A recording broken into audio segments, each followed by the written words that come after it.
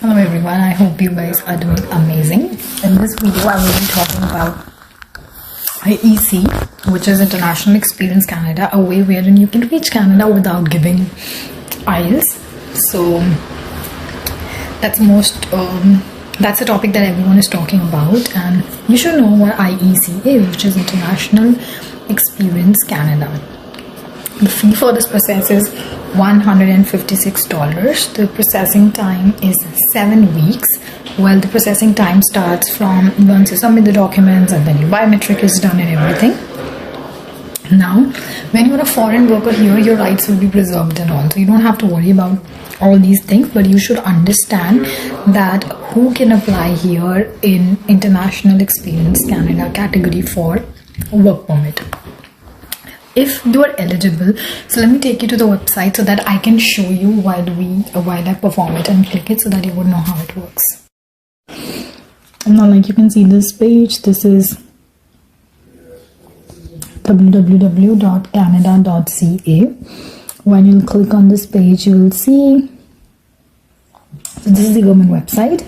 Now, we were talking about who can apply, and see here very carefully. You have to find out if you're eligible. So what you have to do, not everyone is eligible, right? So whether you are eligible or not will be seen here. So there's a drop down, you'll click and you will see whether are you a part of this country or territory of citizenship, and you will see here the countries except India. But having said that, this doesn't mean that you're not eligible. What you can do is,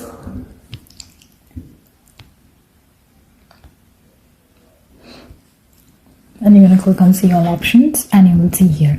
So you will see all options. Again, let me tell you once again, if you're not from India, I mean if you're from any of these countries, you would see that why it is making sense, but it is not the only way. So you can either be a part of the country or territory of citizenship, which we just found out here that we are not. Well, if not, then you may be able to use a recognized organization, which is RO. So there'll be countries that allow you to participate once, others will allow you to participate twice, but the category would vary. Now, when I am talking about this recognized organization, what is it?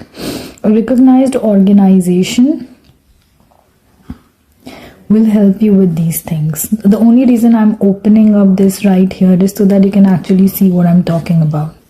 They will help you get information about Canadian culture, languages, laws, taxes. They'll help you find a job, find transportation, general support and advice. So this is what an RO does, or a recognized organization. So now these are youth service organizations that will give you support in all these things. They can be, remember, non-profit, profit or educational, and most of them will be charging a fee for their services.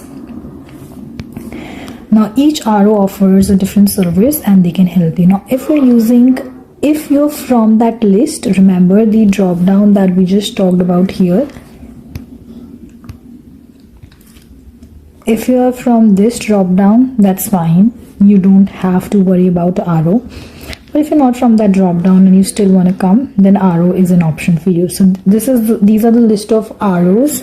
Of course, these organizations have to be recognized. So you can see here. Okay, so we have IELTS Canada, which is a non-profit. They will see here, and I'm going to give you a brief.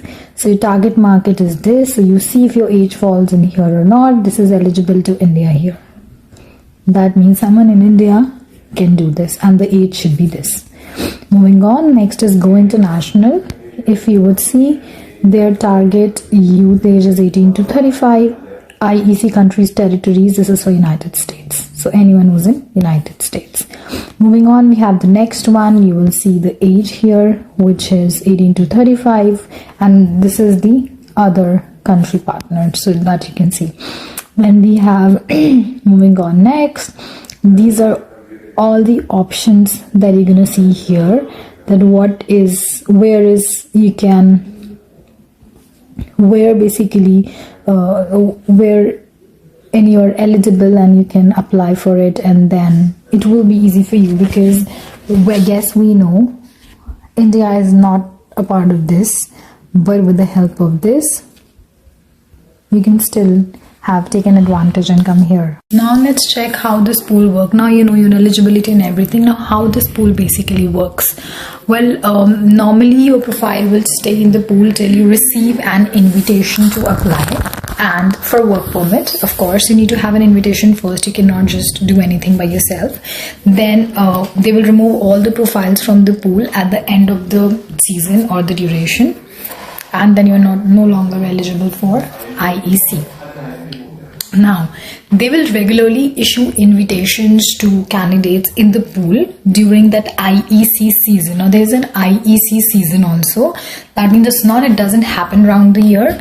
Now, the pools for this season, let me tell you, the pools for 2022 season are already closed, but you can still complete and submit your work permit application if you have received an ITA. So it is already closed, and they're going to let you know that when is the next pool available. So if it is for 2022, it is done. For next, just keep an eye on this website too, and then you would know.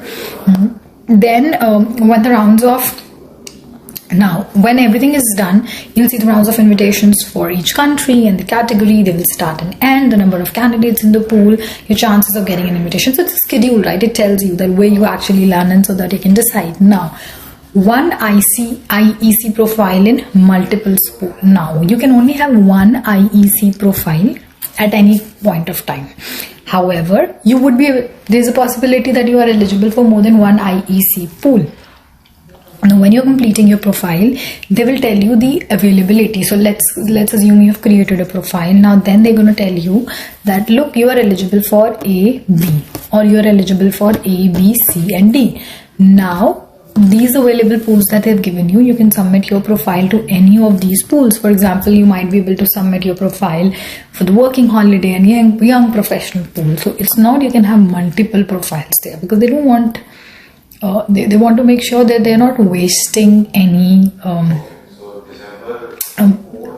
any chance of anybody's chance. Like, you don't want, if you're eligible for 5, you don't want to spread your profile to 5 and then block somebody else's chance who might be just eligible for that one.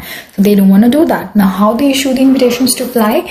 They are issued in, so they're going to have international co-op, which is an internship, then young professionals, and then working holiday. So 1, 2, 3 in this order it is issued. Now, if your profile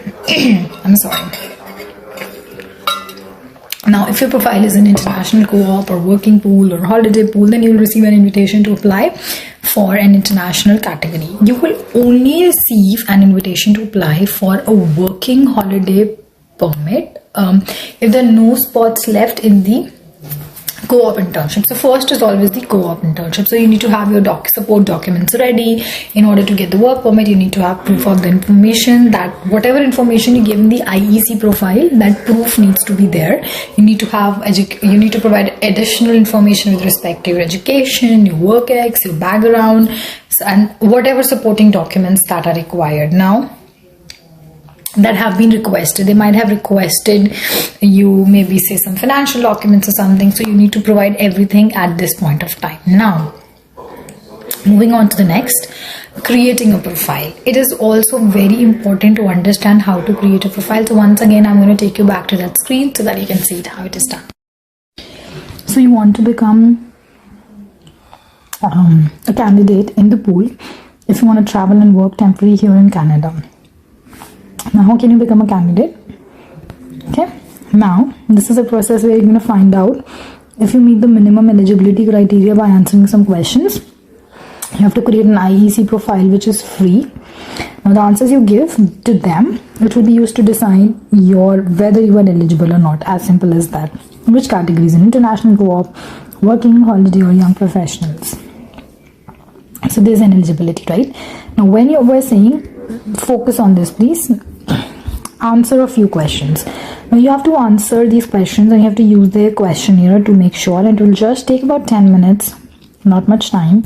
Your country of citizenship, your country of PR, that means you're living permanently. So let's say your country of citizenship is in India and you're permanently living in India, then it will be India. country of residence where you live now, student status if it applies, and job offer if it applies. Okay, now remember this, but I've already told you. So your country of permanent residence is the country where you have a permanent address. Simple. So how can you answer the question here? Again, two beautiful options. You sign into your account, you find out if you're eligible without signing in, so you can click on here. Now moving on, you have to do the step 2 and you have to complete your online IEC profile. If you get a positive result, and then you have to submit the profile online. Positive result would mean that you are eligible, of course. So you have to do this.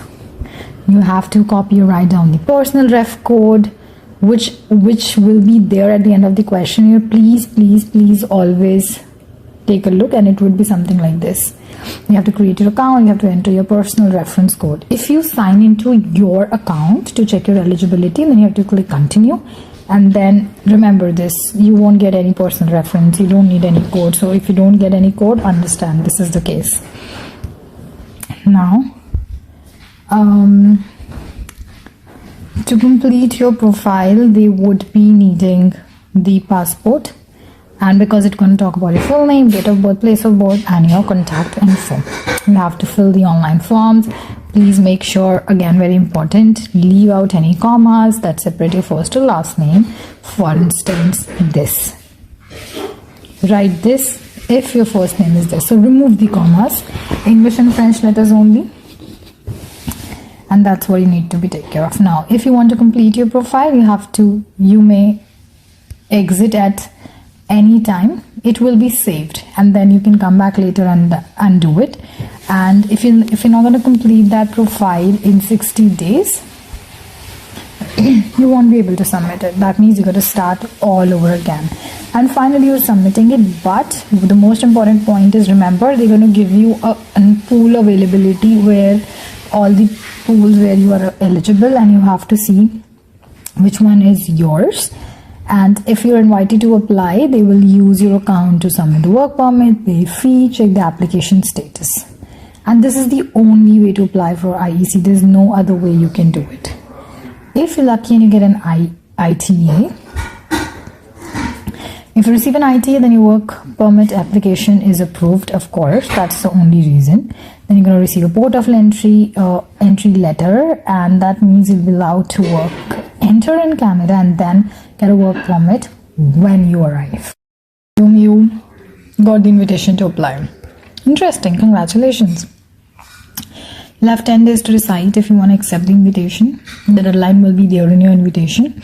From the day and the time you accept the invitation, then you'll have 20 days to apply online for work permit. So 10 days, yes, I want to accept this. And then within 20 days, you have to apply online for a work permit.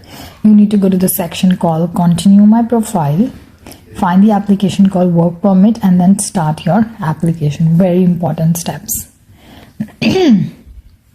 Simple. What will happen if you do not respond by the deadline? If it expires, you'll have to submit a new IEC profile. That means the whole process will start again and again. Remember, if you choose to decline, you'll stay in the pool as long as you're still eligible to be considered for the further rounds.